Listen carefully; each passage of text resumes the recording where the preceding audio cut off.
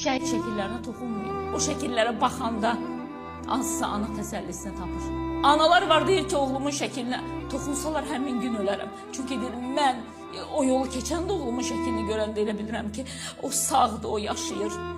Və bugün hansısa icra başçısının qəhrəman oğlu görmək xoşuna gəlmir. Niyə? Siz də bu Azərbaycanın oğlusuz, şəhərin inkişafı, hansısa kəndin inkişafı filan çox gözəl başa düşürəm. Bunlar olmalıdır. Amma mütləq şəhid şəkillərinin kəsilməsi üzərində olmalıdır. Toxunmayın şəhidlərə. Bugün uşaqlar var, şəhidlər xiyabanına gedib at